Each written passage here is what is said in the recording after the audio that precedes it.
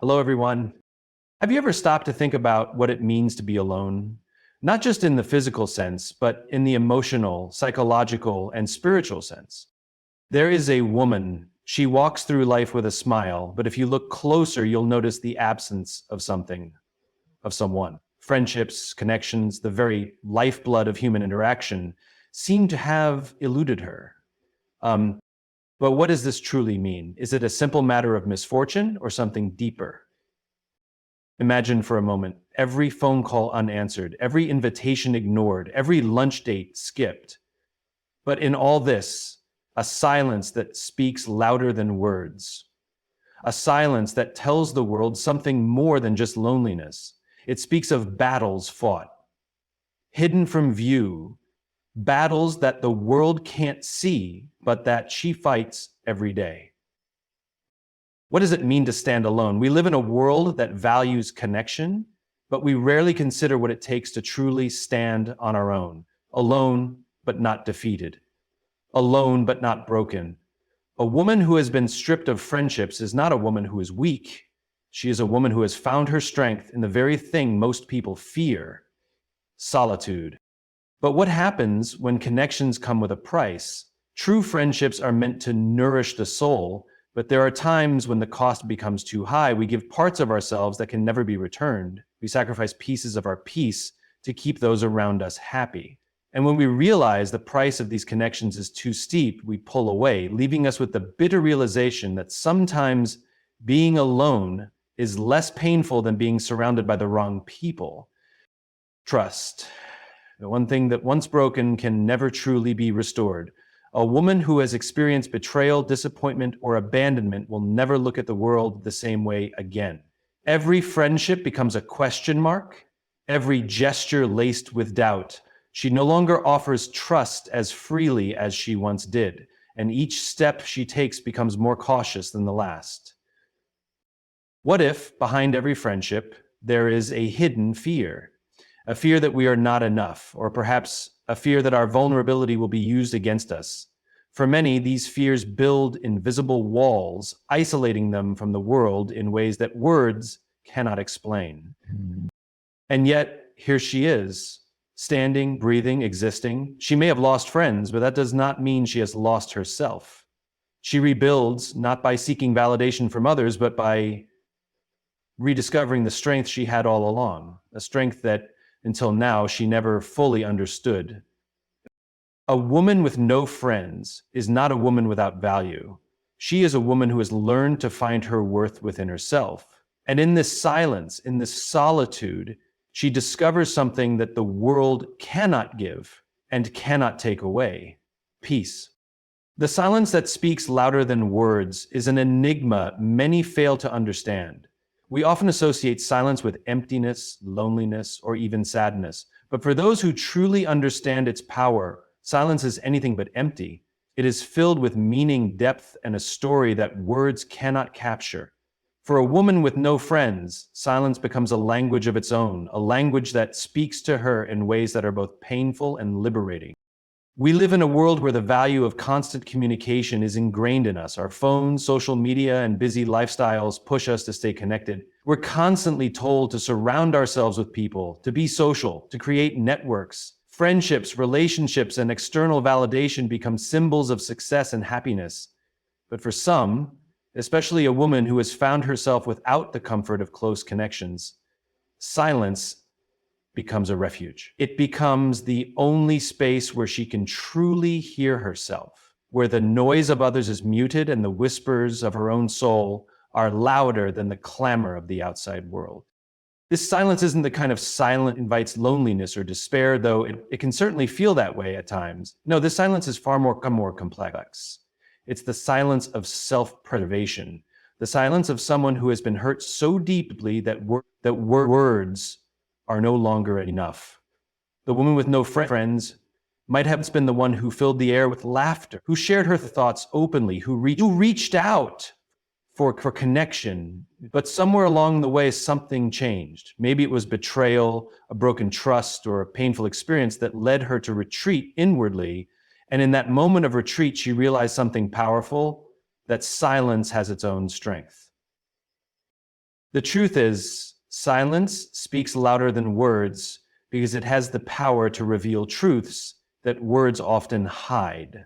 When we are silent, we are forced to confront what we truly feel, what we truly need, and who we truly are. For a woman with no friends, silence becomes her mirror. It reflects the rawness of her emotions, her fears, her desires, and her regrets. There's no one around to offer distractions to cover up the uncomfortable reality. In silence, she is alone with herself, and in that solitude, she learns the things that words could never express. Sometimes silence speaks because words no longer seem adequate. The woman who has been hurt may have said everything she could, but when she found no understanding, no validation, she eventually learned to stop speaking. What's left behind is not a void, but a powerful stillness that demands attention. The absence of conversation is not an absence of thought or feeling. It is a manifestation of exhaustion. Exhaustion from trying to explain, from trying to make others understand, from pouring out her heart with no reciprocation. Silence becomes her protection. It is the space where she can finally breathe without the weight of expectations. And yet, silence can also be a mask. The woman with no friends may not speak, but that doesn't mean she isn't full of emotions. It doesn't mean she isn't yearning for connection or feeling the sting of rejection. Her silence might look like strength, but it's often a cry for help, a silent scream that echoes through the depths of her heart. But for her, speaking out feels like a vulnerability she's not willing to risk again. She's been let down too many times to trust easily. So instead of speaking, she remains quiet, hoping that someone will eventually hear her without needing to say a word. In this silence, however, there is also a certain power. For the first time in her life, the woman with no friends gets to decide who she is without the influence of others. She is no longer defined by her relationships or the people around her. In silence, she finds her identity, not as someone's friend, lover, or colleague, but as her own person. It's a freedom that many people never experience because they are too busy chasing connections, building networks, or seeking validation. But for her, silence becomes a path to self-discovery. She learns what it means to stand alone, to rely on herself, to be her own source of strength.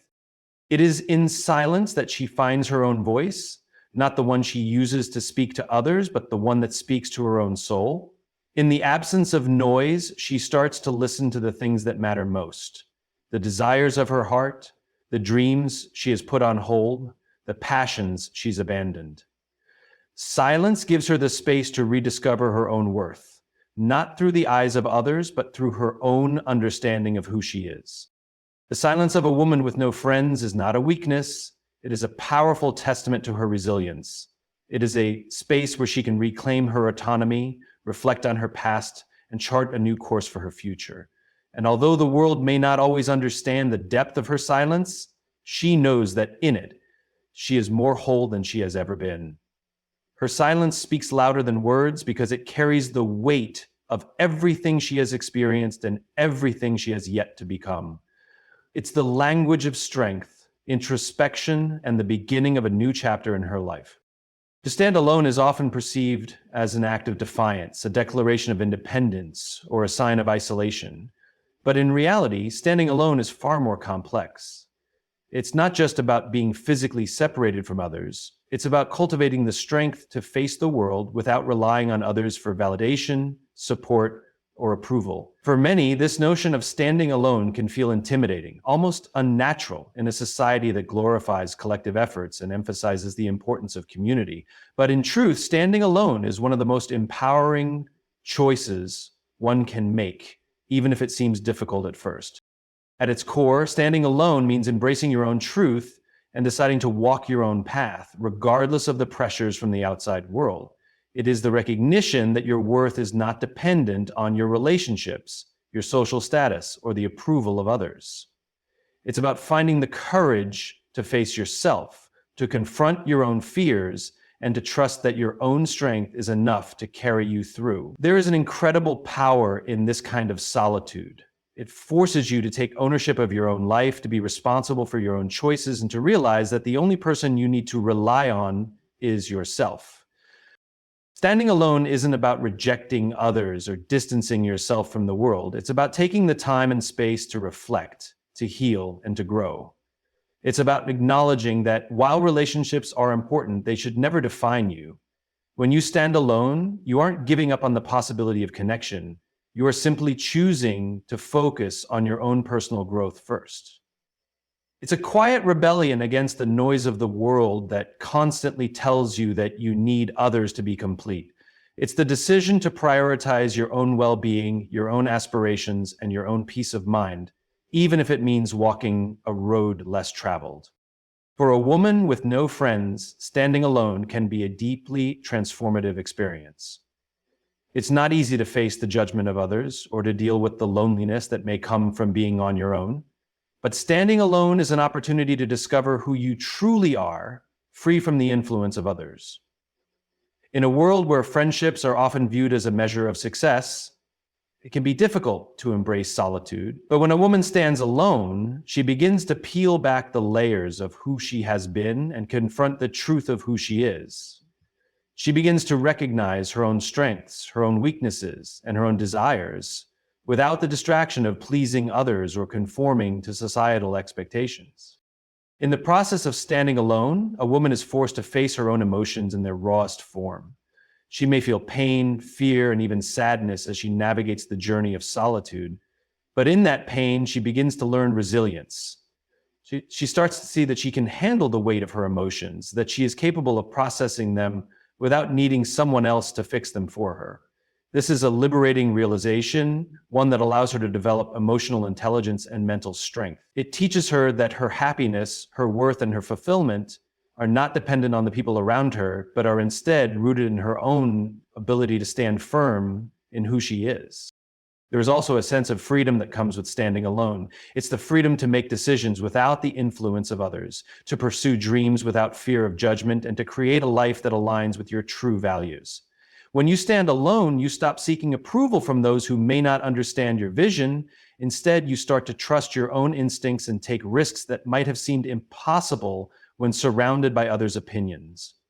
It's a journey of self-discovery, a path that requires you to be brave enough to venture into the unknown, even when it feels daunting. But standing alone doesn't mean remaining stagnant or isolated forever. It means finding the strength within yourself to navigate the world on your own terms. It means acknowledging your need for connection without letting it define your existence. As you grow stronger, you begin to attract the people who align with your values, your goals, and your vision. The friendships that you build from this place are rooted in mutual respect and understanding, rather than dependence or obligation. These relationships are built on the foundation of two individuals who have learned to stand alone and are now choosing to stand together. Standing alone is not about rejecting others, it's about choosing yourself. It's about recognizing that in order to be the best version of yourself, you must first be willing to stand in your own truth. It's a powerful act of self-respect, a commitment to living authentically, and an acknowledgement that you are whole and complete on your own. The world will often try to convince you that you need others to validate your worth. But when you stand alone, you learn that your value is not determined by anyone else. It is determined by you, by the strength you find in your solitude, by the peace you cultivate within, and by the unwavering belief that you are enough. True connection is something we all crave, yet few of us are prepared for the cost that comes with it. In a world where superficial interactions are easy to come by, real, meaningful connections are rare. They require vulnerability, time, and an openness that many are reluctant to give. True connection isn't a commodity you can buy or a relationship you can force.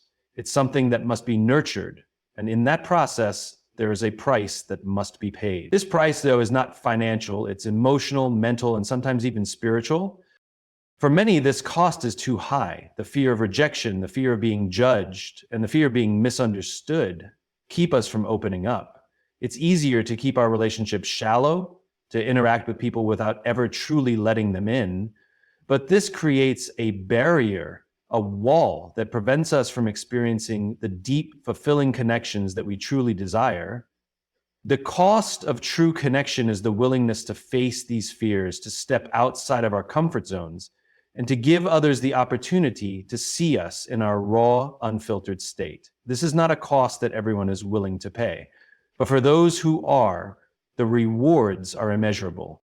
Another cost of true connection is time.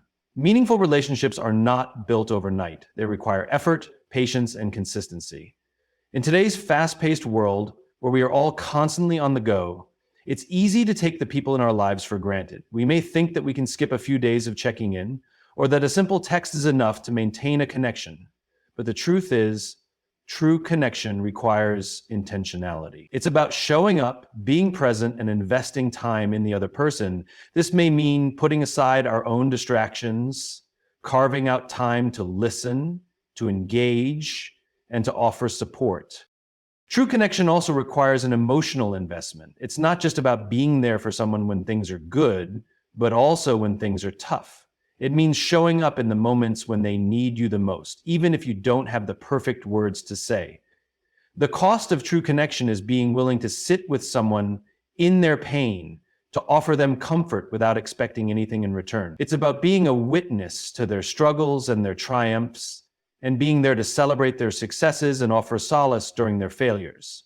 This emotional investment can be exhausting at times, especially when we are dealing with our own challenges.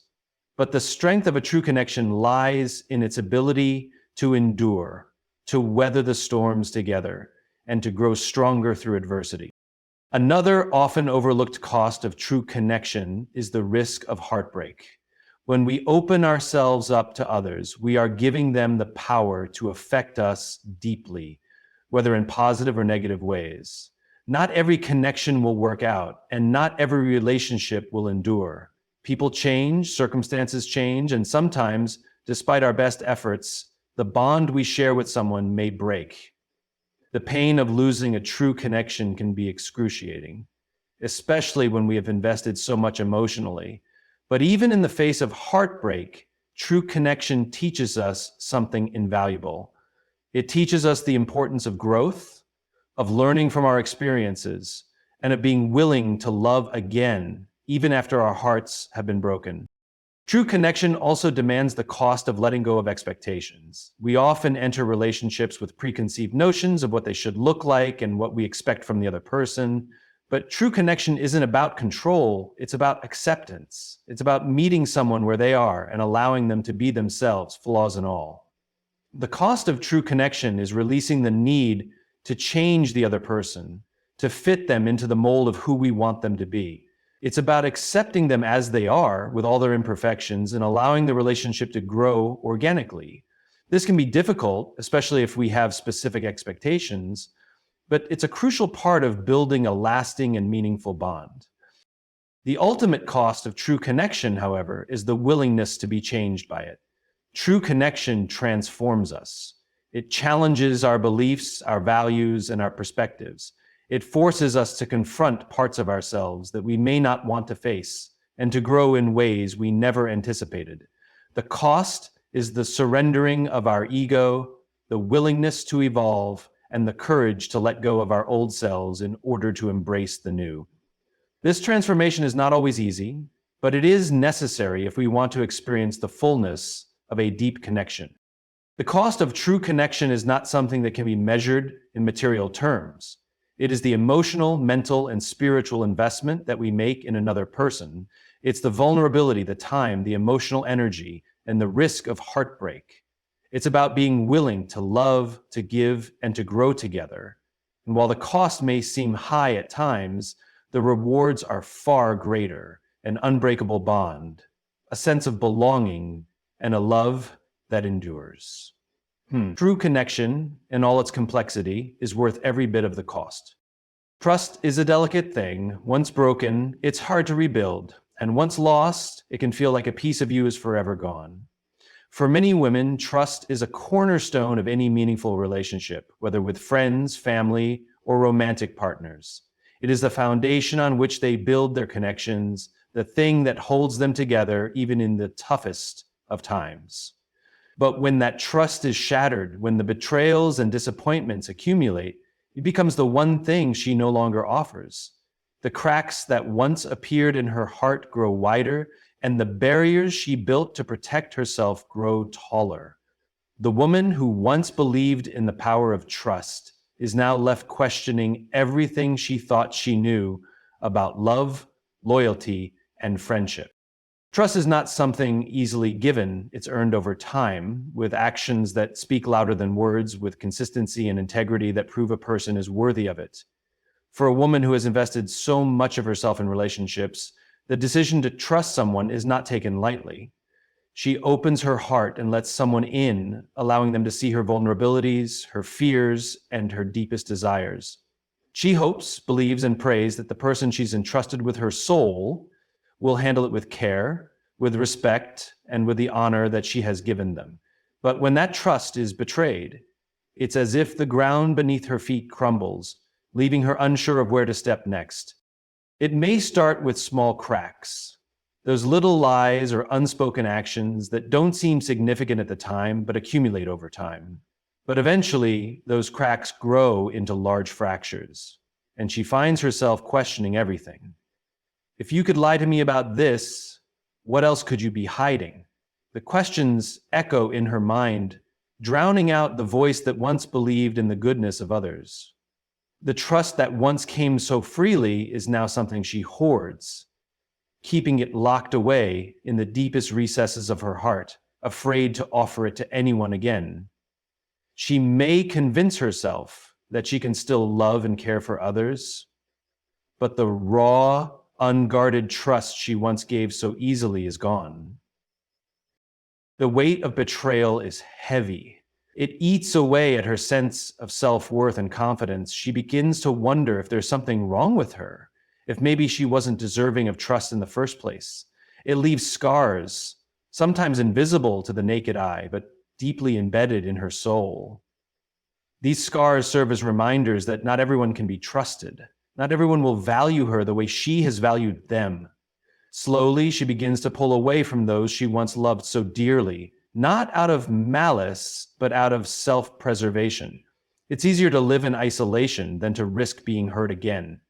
She may find herself retreating into a shell, keeping people at arm's length, afraid to let anyone close enough to hurt her again.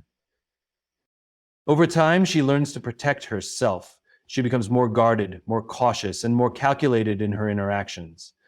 The free-flowing trust that once defined her is replaced by skepticism and doubt. She may still love and care for others, but she no longer offers her trust without first seeing actions that prove its worth. It's not that she no longer wants connection. It's just that the cost of trust has become too high. She has been burned too many times to let her guard down easily. The idea of trusting someone again feels like an overwhelming risk she's not sure she's willing to take. For some women, the loss of trust leads to a sense of numbness. They may no longer believe in the goodness of others or feel the excitement that comes with opening up to someone new. They go through the motions, but the spark of genuine connection is gone. They've been taught that love and loyalty come with strings attached, that nothing is ever as it seems. The hurt that comes from betrayal leaves them questioning whether trust is truly something worth offering at all. Why offer it when it can be taken for granted, used against you, or shattered in an instant? They begin to wonder if it's safer to keep to themselves, to rely only on their own strength and abilities, and to avoid putting their hearts in the hands of someone else. But the reality is, no one can truly thrive in a world without trust. We are social creatures built for connection and community. We need each other, not just for physical support, but for emotional and psychological well-being. Trust is the thing that binds us together, that helps us believe in the goodness of people, that allows us to love freely and authentically. But when trust is lost, that connection is fractured, and the person who has been hurt must navigate a world that feels a little less safe, a little less certain. For the woman who no longer offers trust, there's a deep longing to be understood, to be loved in a way that doesn't feel conditional, to find someone who will prove that not all relationships are defined by betrayal and hurt.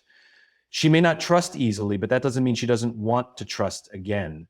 It's just that she's learned the hard way that trust takes time, takes consistency, and takes actions that show someone truly values her in a way that words alone cannot. She may not offer her trust as freely as she once did, but deep down, she still yearns for the connection that trust brings. The road to healing and reclaiming trust is not an easy one. It takes time, patience, and understanding from both sides. For the woman who has lost her ability to trust, it may take years to fully heal, and even then the scars may remain. But she is stronger for it. She has learned the importance of self-worth, of setting boundaries, and of protecting her heart. And though she may not offer her trust easily, when she does, it is with a depth and understanding that comes from the hard lessons life has taught her. Trust, once lost, is not easily regained, but for the woman who has learned to navigate a world without it, she knows that true connection can still be found, but only when the cost is worth the risk. Friendship is often seen as one of life's greatest treasures, offering companionship, support, and a sense of belonging. Yet beneath the surface of every connection, there lies a subtle, unspoken fear that many fail to acknowledge. It's a fear that often hides in the quiet moments of doubt, in the unspoken words, and in the subtle gestures that speak louder than we realize. This fear doesn't just appear in toxic or unhealthy relationships. It can exist in even the most genuine and loving friendships, lurking in the background, influencing actions and thoughts in ways we might not fully understand. The first fear that hides behind every friendship is the fear of rejection. No matter how close we are to someone, there is always a part of us that wonders, what if they don't truly care? What if, deep down, they don't want me around? Even the most secure individuals experience moments of vulnerability where they question their place in someone's life. They fear that if they reveal too much of themselves, if they expose their true thoughts and feelings, they might lose the bond they've worked so hard to create. It's a subtle fear that drives people to second guess their actions, to question whether they're being too much or too little in a relationship, and to wonder if they're truly wanted. This fear of rejection keeps many people from fully expressing themselves or from forming even deeper, more authentic connections as they protect their hearts from the possibility of being shut out. Another fear that hides in the shadows of friendship is the fear of betrayal. We've all heard the saying, "You'll never truly know someone until they've hurt you." This fear stems from the very real possibility that someone we trust deeply could let us down. The fear of betrayal often causes us to hold back in relationships, not wanting to give our whole selves, lest we become vulnerable to someone who may not have our best interests at heart. It's a fear that builds walls around the heart, making it difficult to fully invest in a relationship, even when the other person has shown no indication of harm. We've all been let down at some point, and the wounds of betrayal don't always heal quickly. Even the most trusting individuals carry the remnants of past hurt, and that fear often colors the way they approach new friendships. Every unspoken word or change in behavior might feel like a sign of impending betrayal, causing unnecessary anxiety and distance. Alongside the fear of rejection and betrayal lies the fear of inadequacy. Many people fear that they aren't enough for their friends, that they aren't as interesting, as fun, or as engaging as others. This fear often causes individuals to put on a mask, pretending to be someone they're not in order to fit into a mold they believe their friends will accept. They fear that their true selves, with all their flaws and imperfections, aren't worthy of love or friendship. It can be exhausting to constantly maintain a facade, to pretend to be something we're not just to be liked. This fear of inadequacy also often prevents people from forming deeper, more genuine connections, as they feel they must constantly perform or prove their worth to be valued. The result is a relationship built on insecurity and self-doubt, rather than mutual understanding and acceptance. Another hidden fear in friendship is the fear of emotional dependence. We all crave connection, but sometimes that craving can lead to an unhealthy attachment to others. The fear of becoming too emotionally dependent on a friend can make people wary of getting too close too quickly. They fear that if they let themselves rely on someone too much, they'll become vulnerable to being hurt or abandoned. This fear keeps some people from fully embracing the beauty of true friendship, as they keep their emotional distance even when they want to be closer. They may push their friends away when things get too intimate, fearing that they will lose themselves in the relationship or become a burden to the other person. This fear can create a sense of emotional isolation even within a close-knit group, as people hesitate to fully lean on each other for support. The fear of change is another silent force that influences friendships. Life is constantly in flux, and as we grow, so do our relationships. Some people fear that as they change and evolve, they'll outgrow their friendships, or that their friends will change in ways that will make the connection feel different or less meaningful. The fear of losing the closeness and familiarity of the past can make people hold on tightly to relationships that no longer serve them, even when it's clear that growth is needed. This fear can lead to stagnation in friendships, as people avoid confronting the fact that they are no longer aligned with their friends' values or interests. Change is inevitable, and while it can be exciting, it can also feel terrifying when it threatens the foundation of a relationship. The fear of change often keeps people in relationships that no longer bring them joy or fulfillment, out of fear that letting go will mean losing a part of themselves. There is the fear of being misunderstood. It's one thing to be accepted, but it's another thing entirely to be understood. True understanding requires seeing and accepting the complexities of another person's thoughts, feelings, and experiences. Many people fear that their friends will never truly understand them, that no matter how much they explain, no matter how much they share, they'll always feel misunderstood. This fear can lead to a sense of isolation as people hold back the most important parts of themselves, afraid that others won't grasp the depth of what they're going through.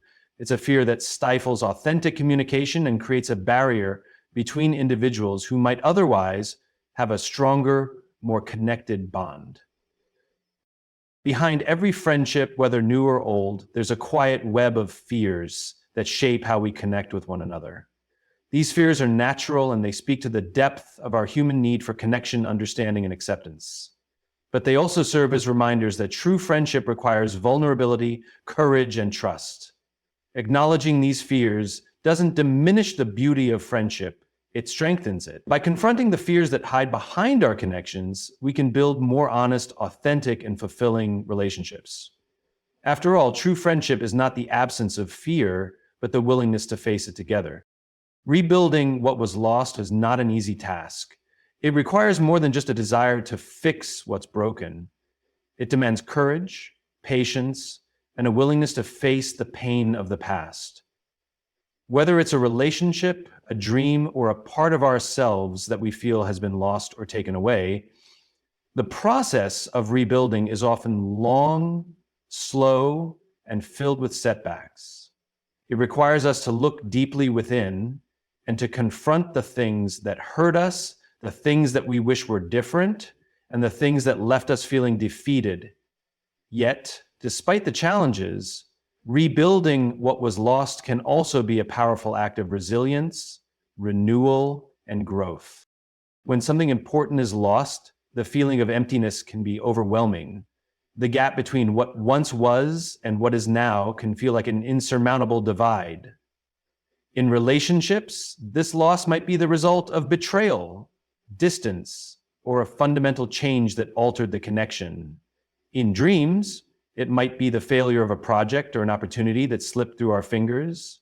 In ourselves, it could be the result of trauma, loss of confidence, or a sense of disillusionment that leaves us wondering if we're even the same person we once were. These losses create a void, a space where something was once full but is now vacant.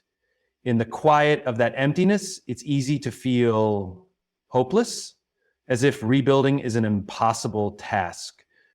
However, the first step in rebuilding is acceptance.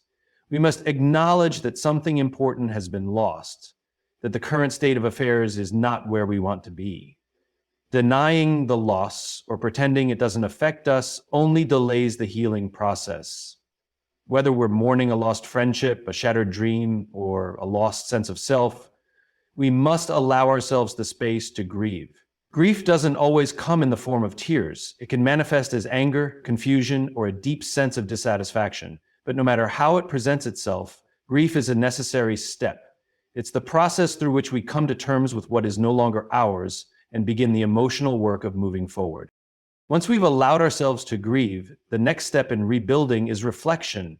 This step requires honesty and introspection. In the wake of loss, it's easy to point fingers, to blame others, or to blame ourselves for what went wrong.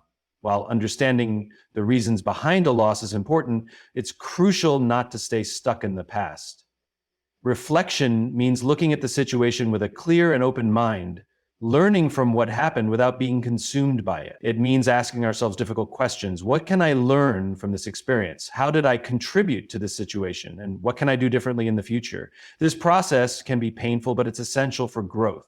By reflecting, we not only gain insight into the loss, but also develop the tools we need to rebuild something stronger.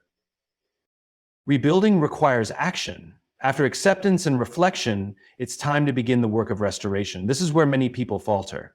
Rebuilding isn't instant. It's a slow and deliberate process that requires consistent effort. Whether it's rebuilding a relationship, a dream, or our own sense of self, we must take intentional steps to move forward. In relationships, this might mean having difficult conversations, being vulnerable, and doing the work of healing trust. In dreams, it may involve reevaluating our goals, reassessing our methods, and trying again with a new perspective. When rebuilding ourselves, it means taking the small steps that lead to regaining our confidence, our passion, and our strength. One of the most challenging aspects of rebuilding is facing the fear of failure. The fear that if we try again, we will only lose once more. This fear often stops us from moving forward, leaving us stuck in the past. But the reality is that rebuilding always involves risk. We cannot move forward without taking chances, without confronting the fear that has kept us from trying again. The fear is real, but it should not control us. Instead of focusing on the possibility of failure, we must focus on the process of growth, understanding that each step forward, no matter how small, is progress. Rebuilding doesn't mean that we won't face setbacks, but it does mean that we are committed to rising each time we fall. As we rebuild, it's essential to have patience. The process of rebuilding is rarely linear. There will be moments of doubt, frustration, and discouragement. There will be times when we feel as if we're taking 2 steps forward and 1 step back.